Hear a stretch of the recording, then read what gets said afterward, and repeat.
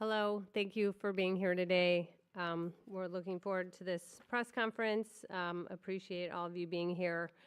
I'm honored to introduce to the stage Deputy Secretary Jim O'Neill.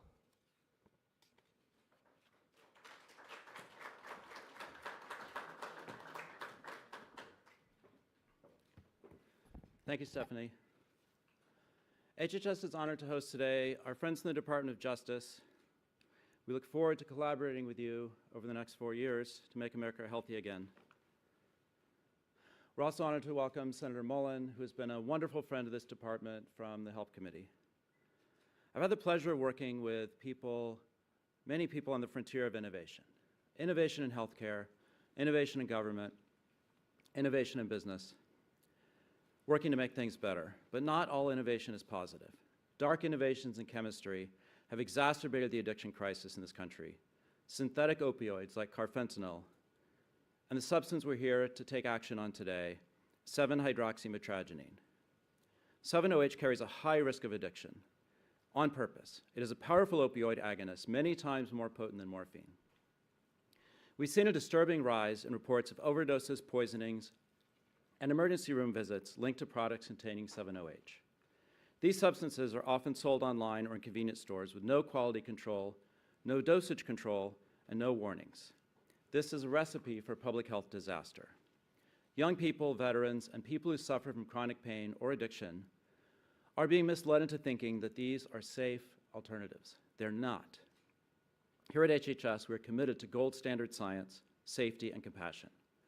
We know people are looking for relief, but that relief must be grounded in reality.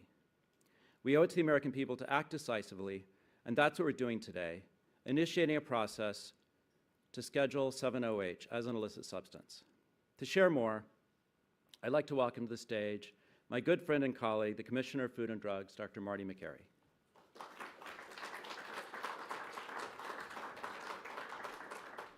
Thank you, Deputy Secretary O'Neill. It's great to be here. 7-OH is not just like an opioid. It does not just have opioid binding properties. 7-OH binds to the mu receptor, which means scientifically, by definition, it is an opioid. And yet it is sold in vape stores, in smoke shops, in convenience stores, and gas stations that are popping up all over the United States, and nobody knows what it is. It is a synthetic concentrated byproduct of kratom. Our focus is not on kratom. Our focus is on 7-OH, which, according to the Journal of Medical Chemistry, is 13 times more potent than morphine. We have a history in public health of being asleep at the wheel. 30 years after cigarettes were widely used, then we started raising public health concerns. After heroin, crack, cocaine, and other street drugs became popular, about 10 years later, the medical establishment and public health community responded. 18 years after the approval of OxyContin by the FDA, we woke up to a terrible crisis that may have killed almost 1 million Americans. And then again, right afterwards, with fentanyl. We have a history of being asleep at the wheel. For the sake of our nation's children, let's not get caught flat-footed again. Public health is supposed to prevent disasters, not just clean them up after they killed thousands and thousands of people. Why do we get caught flat-footed time and time again? In my opinion, it's because of a disconnect between the ivory towers and the streets. Have experts been to the vape stores? It affects what we see in the operating room. I learned from living and working in inner-city Baltimore that you have to be proximate to a problem to understand it. We can't just talk about it on panels at medical conferences and in the ivory towers of the medical establishment. I saw on the streets of Baltimore how some of my patients that I would bump into switched from the prescription opioid that I would prescribe to heroin because they couldn't afford the copay. I've been surprised going to these vape stores at what I'm seeing. First of all, roughly 85% of the vape products are illegal vape products. We know that because the FDA publishes a list of legal vape products, and no cutesy, fruity flavor designed to appeal to children or a video game vape product device is legal or approved by the FDA. I've been surprised that the candies and gummies and drinks and ice cream cones. Here's one drink with 7-OH in it. There are other products that get added to drinks. Do we understand what 7-OH is at public health scale? Let's not get caught flat-footed again. We're not targeting the kratom leaf or ground-up kratom. We are targeting the concentrated synthetic byproduct that is an opioid. The Trump administration is deeply committed to preventing another wave of the opioid epidemic. And this is deeply personal for many people. It's deeply personal for the Secretary of Health and Human Services, who will share how at a young age he struggled with addiction. It's personal for a family friend, a good family with a good kid who is addicted, knows they're addicted, wants to stop their addiction, but can't stop. That story is going on all across the United States, and we don't have research or numbers or statistics on the scale of that problem. Let's not allow another wave of the opioid epidemic to catch us blindsided again. I've met some of these families. Let's be honest, there's also a lot we don't know. This may be the calm before the storm. It may be the tip of the iceberg, but let's be aggressive and proactive. Today, the FDA is announcing that we are initiating action to recommend scheduling of 7-OH as a controlled substance by the DEA. We are also releasing a report on 7-OH to educate the public, including the other names it goes by. And finally, we need to educate the public, including the medical community. I've talked to many doctors who don't know what 7-OH is. We need to be proactive so we don't get caught blindsided again. Thank you very much.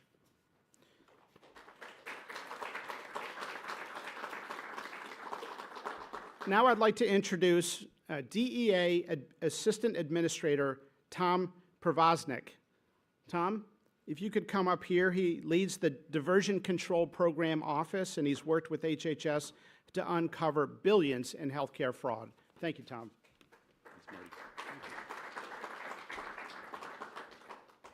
Good morning, and thank you all for being here. Let me start by saying DEA's mission is to protect the public health and safety, period. That means taking action when dangerous, unregulated substances threaten American lives.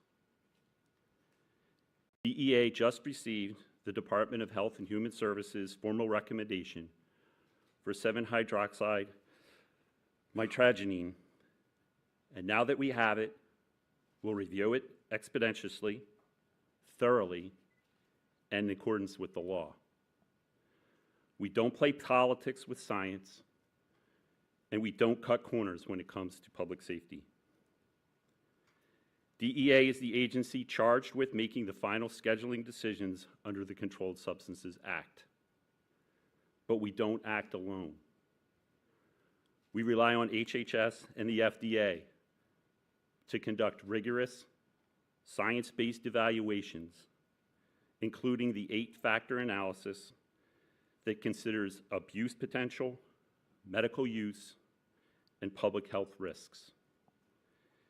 DEA will now begin the legal rulemaking process, which includes an opportunity for the public to comment before any final scheduling decision is made. That means full transparency, and all voices will be heard. DEA will do what we've always done: follow science, follow the law, and do what's right to keep our communities safe. Thank you.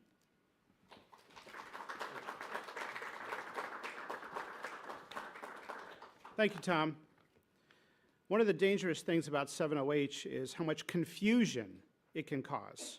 Many 7-OH products are marketed as kratom extracts or enhanced kratom. But in reality, they are the concentrated synthetic potent form that is an opioid. Our next speaker, Melody Wolf, Melody, come on up here, has experienced suffering looking for pain relief, and she's going to share a bit about her story and how the dangerous 7-OH product affected her life. Thank you, Melody.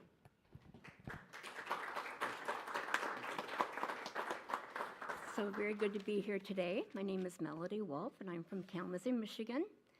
I have 3 grown children, and I'm going to be celebrating my 39th wedding anniversary on July 31st. So I'm very happy to get to do this and have my family see me doing this today.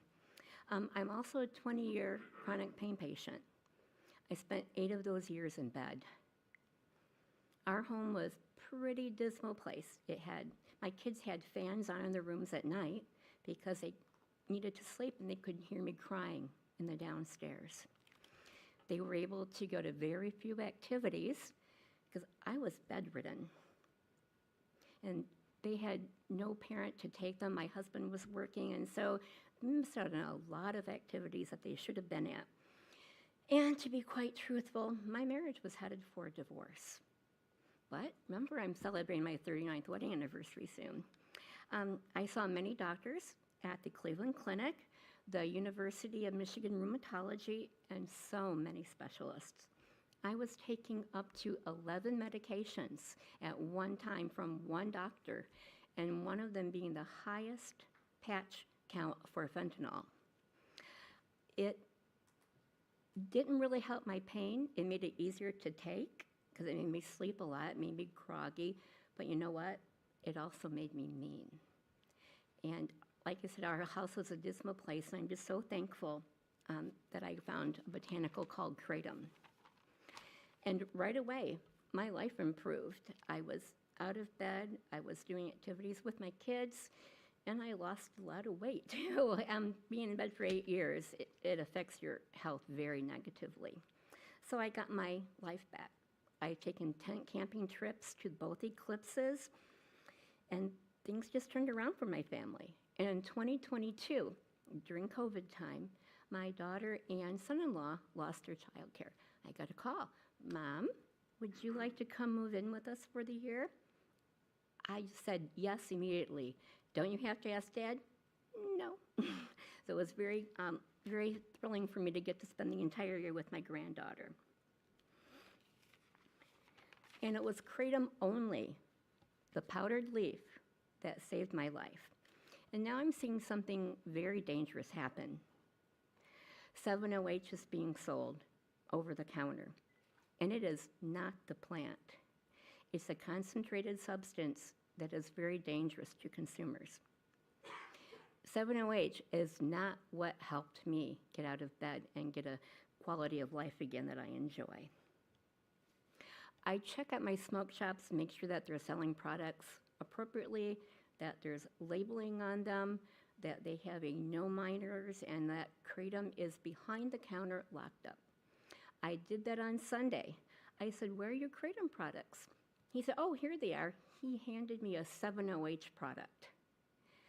And I said, that's not kratom, and he was very confused. He said, it's not, I thought it was.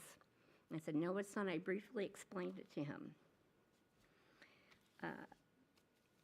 And then when I told him that I do not take 7-OH, I never would, he said, well, I'm very glad to hear that, because many of my customers tell them that it takes them back to their heroin days. And there is the big danger. So this is what's happening. 7-OH is pulling people away from the opioid use that they've been trying to get away from. 7-OH needs to be off of the shelves. Thank you. Thank you, Melody. Now we're going to hear from Senator Mark Wayne Mullen from Oklahoma, and he has been a champion in Congress on addressing the opioid epidemic. And so, Senator Mullen, great to have you here, and thanks for speaking. Thank you. Great. Thank you, sir. Appreciate it.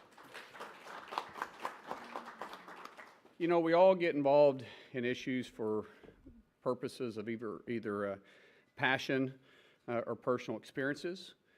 And with the opioid crisis or the drug epidemic we've had throughout the country, it's affected almost all of us, either directly or indirectly. For us, my wife and I, it's affected us directly. You know, unfortunately, we have family members that we love and we want to take care of. And if you've ever dealt with a family member that is struggling with drug use and you're the caregiver of that individual, they go missing for days. And you're worried about your phone ringing. You're afraid to be away from your phone. The phone rings at 2 o'clock in the morning, you pick it up because you're afraid to hear what you're worried about 24/7 is they found him dead. And typically it's, hey, I got arrested, I got in a fight, I'm in trouble, got stabbed, can you come get me? The list goes on. And I could give you horror stories of all the phone calls that my wife and I received over the last 20 years. And then when someone goes and they go to rehab and you get out, and because my Lord, we've been to every rehab center you can imagine, and I'm sure some of you guys have experienced the same thing. And they're clean, they're doing better, and they find out they can go to a gas station or a vape shop or a skate shop or a bike shop, and they can find something that's legal for them to take that gives them the same high,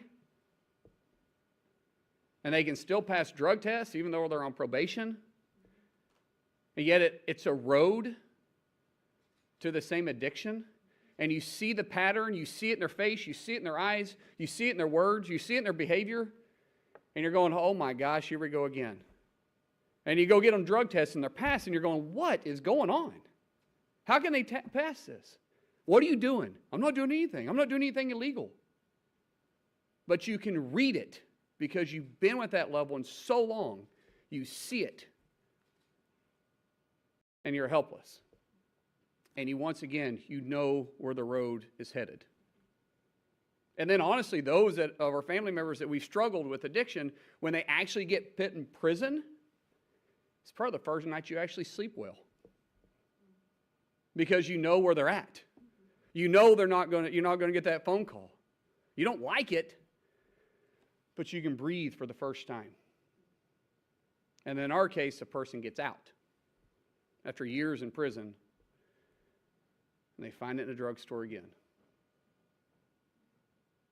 And these individuals that are selling it know what they're doing. They know the individuals they're targeting. They know the loophole and selling it as a dietary substance. Well, they probably do lose weight, but not for the purpose that we would like them to. And now that industry has grown from nothing to over a $9 billion industry. More than even opioids that are selling on the street, which is at $5 billion a day. Because they justify it. It's legal. But it's an addiction that's ruining lives. It's an addiction that's truly killing people because it leads them down a road that sometimes they'll never recover from. And we've known this. And for the first time, we have a secretary that not only has a backbone to do something about it, but he does it because he has personal experience. He understands addiction better than probably any of us in this room. And it takes somebody like that understands the danger that this causes to stand up and push against this, I say, illegal industry, because they're using every loophole they possibly can. And once again, selling it as an energy drink or a dietary, but yet the packages look like it came off the shelf of a cereal box or a candy bar or one of their favorite Mountain Dew drinks. The list goes on. They know who they're targeting. And so, Secretary Kennedy, thank you for standing up and actually doing something about this. Because this isn't anything new. This has been around for years. But without your leadership, this would never happen. So, from my family and every single family that has dealt with this. God bless you, and thank you.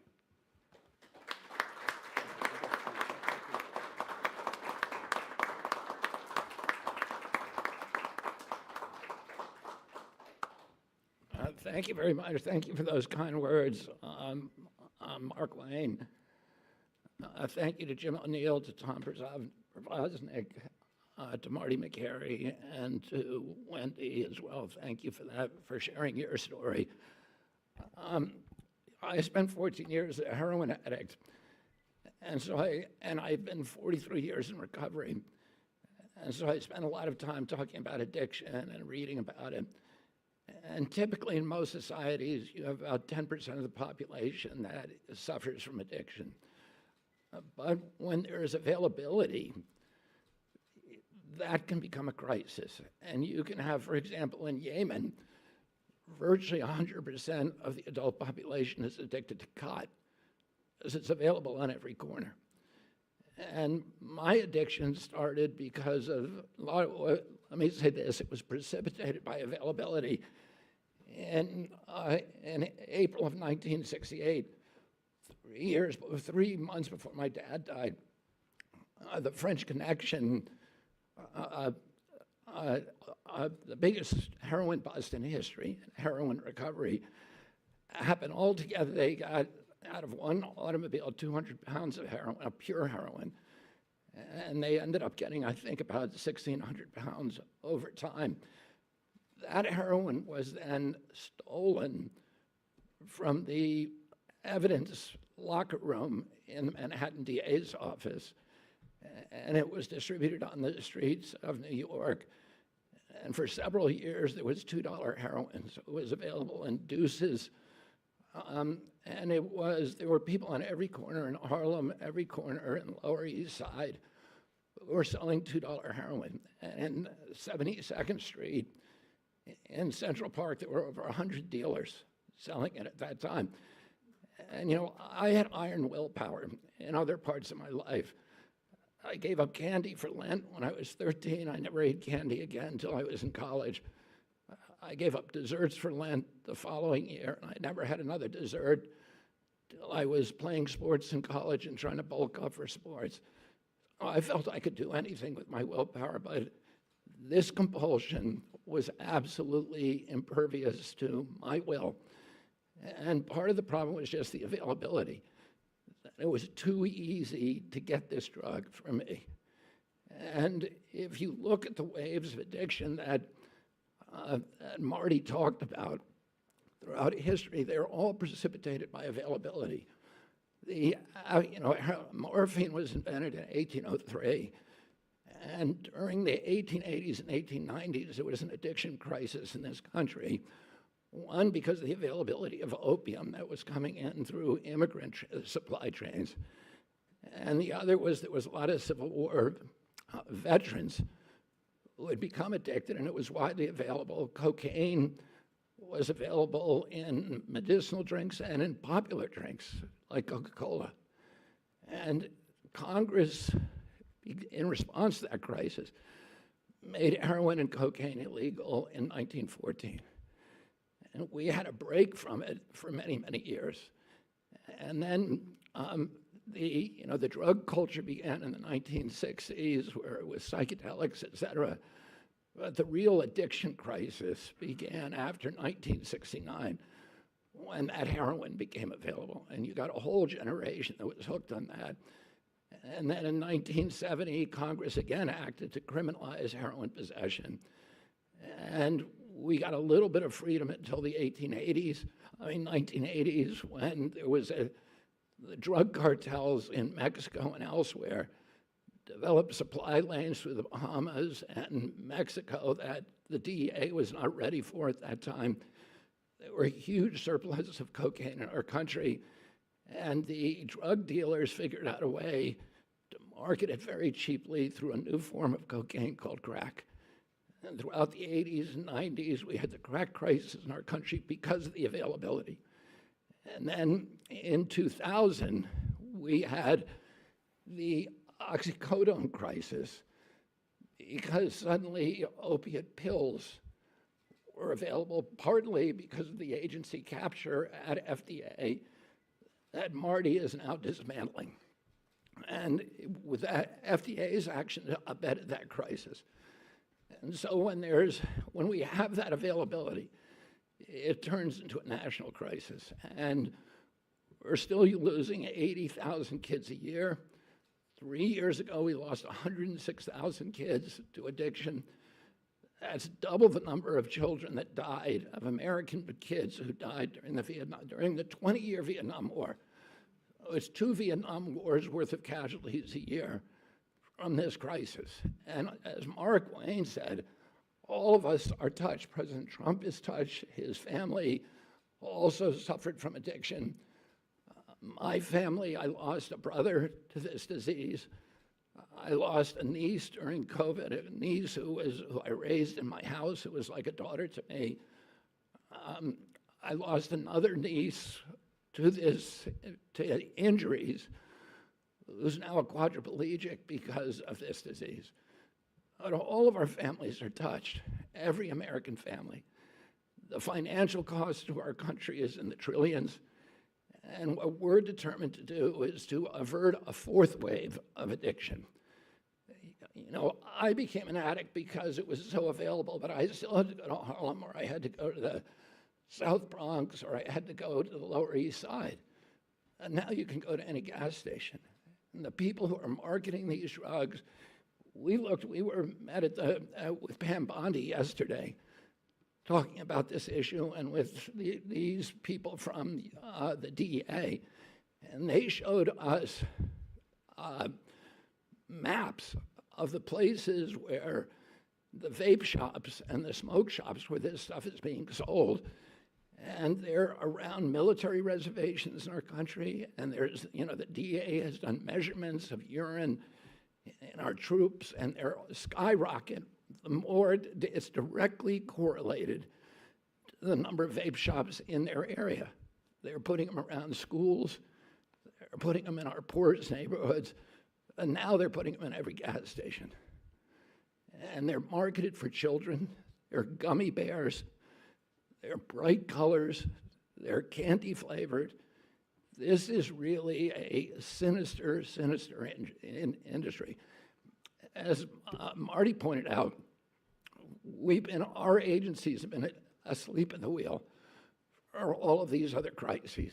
And now we're going to wake up, and we're going to stop this before it starts. So I want to thank all of these ladies and gentlemen for their commitment to making sure that this does not happen again in our country and averting the 4th wave of addiction. Thank you very much.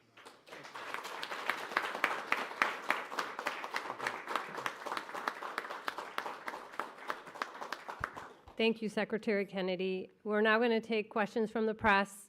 If you can please keep your questions to the reason we're here today, and also give your first name, last name, and outlet. We have a microphone for you. David Lim with Politico. Thanks for taking my question. In 2018, former FDA Commissioner Scott Gottlieb said FDA scientists conducted an analysis suggesting that kratom compounds had opioid-like properties. And he said that there is, quote, no evidence to indicate kratom is safe or effective for any medical use. I know the FDA's warning letters and the actions today are concentrated on concentrated 7-OH products, but does the government today believe kratom itself is safe to consume? And then secondly, the DEA previously attempted to temporarily schedule 7-OH in 2016 before backing off after receiving public blowback. Is the Trump administration prepared to finalize the scheduling process, even if it receives similar concern now? So first of all, we're not prepared to say anything is 100% safe, especially when it has psychoactive properties. But what we are saying is that our focus is on synthetic concentrated kratom. And you point out a good point, and that is that if we talk about all 7-OH, then we're not distinguishing to the public the risk stratification of the synthetic concentrated from the trace amounts of 7-OH that naturally appear in the kratom leaf and have for centuries and have been used in teas and other things. So our scheduling recommendation will delineate trace amounts from synthetic concentrated amounts? Great question. Thank you.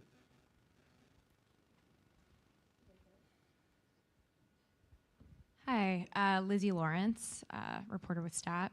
I'm curious how many, if there are any known cases there are of 7-OH being recorded as the sole cause of a fatal overdose.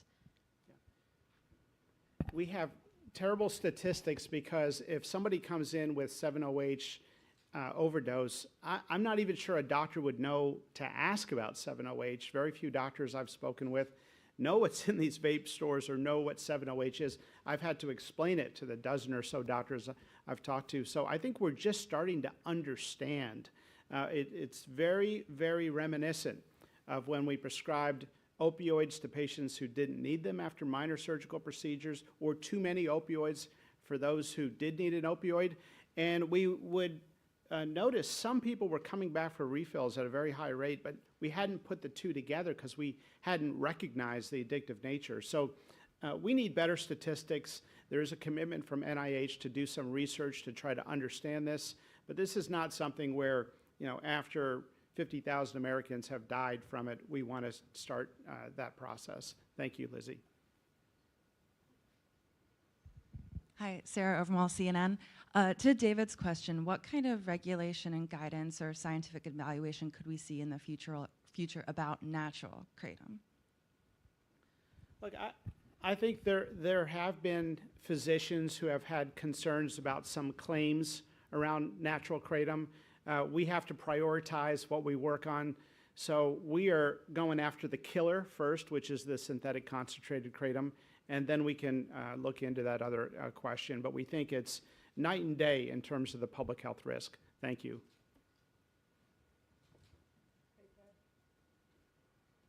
Hey, thank you. I'm Scott with CBS. You mentioned the doctors need to become more familiar with the danger here, and you've issued a letter, I think, today to doctors. But what, in fact, changes today?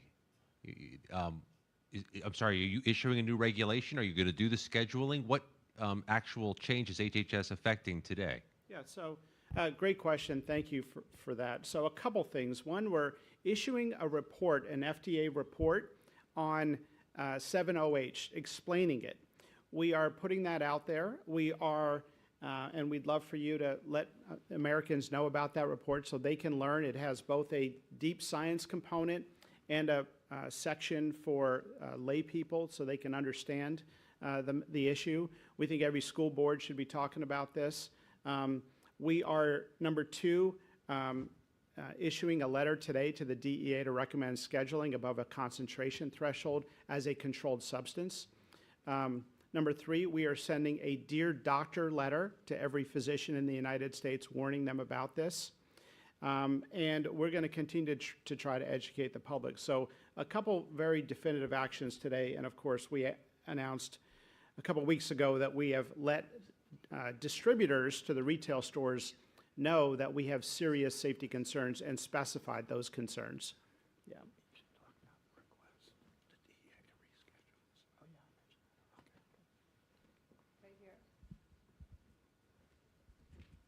Hi, Margaret Manta with Notice. You said that you're thinking about this in terms of concentration, where it's like trace amounts of 7-OH and kratom versus, you know, the much more concentrated product. Is this a framework that you think the FDA could use for other dietary supplements? I think it's a good idea. Thank you for suggesting it. You know, we do something called an 8-factor analysis. So our scientific team and the scientific team at the DEA independently try to evaluate, is there a threshold? And they look at animal studies and a whole bunch of other criteria to look at dependence and addictive thresholds. So we have a threshold that is calculated in 2 different mathematical ways to try to distinguish what we're talking about with concentrated kratom from the trace amounts that appear in the kratom leaf. Thank you.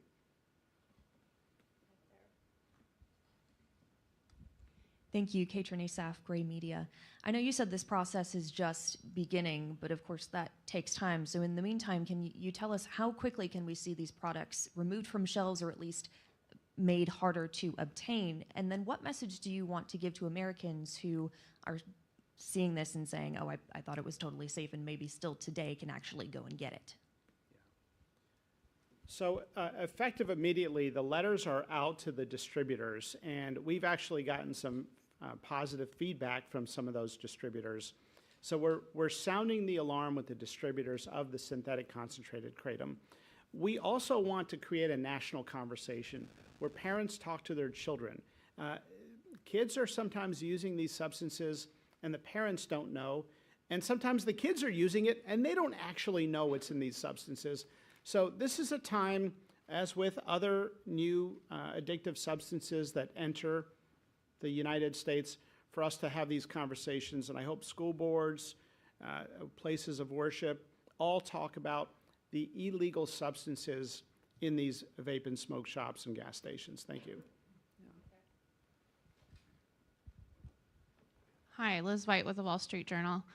Also very present in smoke shops and vape shops are high-potency cannabis products and synthetic cannabis products such as Delta-9, Delta-8, THCA, high THC products. And these have been linked in the medical literature already to psychosis. Is there a reason that this kind of well-established smoke shop problem is not something you're going after? So I personally, in my writings as a physician, in my statements, and also the Department of Health and Human Services, have expressed serious concerns about people using these cannabis products. We don't want kids to use them. Cannabis use disorder is a real thing, and as you appropriately mentioned, there are now studies linking it to psychosis and even cardiovascular problems. So that is an entirely separate public health campaign, and it's an important issue. Thank you. Okay, last question right here. Thank you. Amanda Seitz with the Associated Press. I was wondering if you could say what class you're recommending that it be scheduled and how quickly you're expecting the DEA to act. Class 1, it is an opioid by definition. It will be ultimately up to the DEA to decide. Thank you. Thank you so much.